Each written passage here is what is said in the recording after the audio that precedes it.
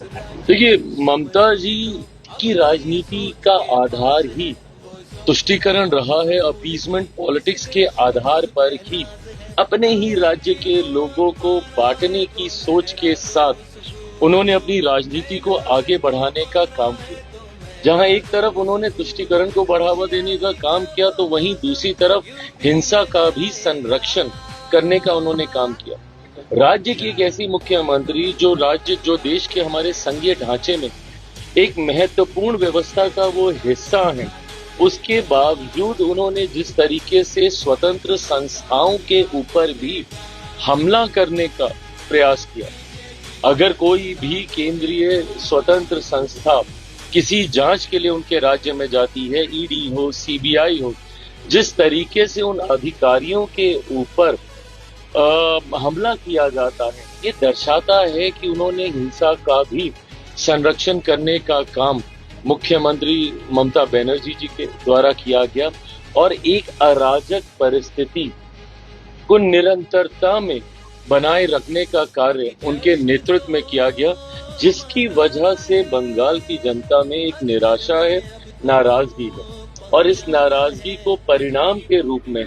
एक बदलती हुई सरकार, एनडीए की सरकार बनने के रूप में बहुत जल्द परिणाम जब आएंगे तो देखने को मिलेगा।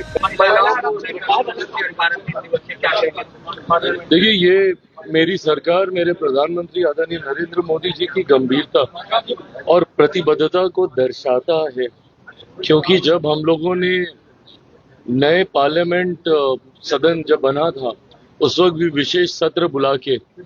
नारी शक्ति अधिनियम के ऊपर संसद में प्रस्ताव प्रस्तुत किया गया था। और उस वक्त विपक्ष का ये कहना था कि ये सिर्फ दिखावा है, कहने की बातें हैं, ये लोग करेंगे नहीं, अगले चुनाव से पहले होगा नहीं, 10 साल लगेगा, 15 साल लगेगा। अलग अलग तरीके का वही भ्रम जो विपक्ष फैलाने में माहिर है। ऐसे में ये दर्शाता है कि ये सिर्फ कोई दिखावा नहीं था। हम लोग इस बात को लेकर गंभीर हैं। देश की आधी आबादी है महिलाएं, ऐसे में उनका उचित प्रतिनिधित्व और जो लंबे समय से महिलाओं की मांग रही है, और हम लोगों ने भी उसको पूर्णतः उसका समर्थन करने का काम आज से ही नहीं, मेरे नेता, मेरे पिता आदरणीय रामविलास पासवान जी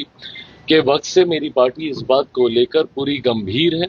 कि जल्द से जल्द, उस वक्त वुमेन रिजर्वेशन बिल के नाम से था, अब नारी शक्ति अधिनियम, गंभीरता हम लोग की रही है। ऐसे में जब अब मेरी सरकार विशेष सत्र बुलाकर इसको लाने का कार्य कर रही है, मैं उसके लिए मेरे प्रधानमंत्री आदरणीय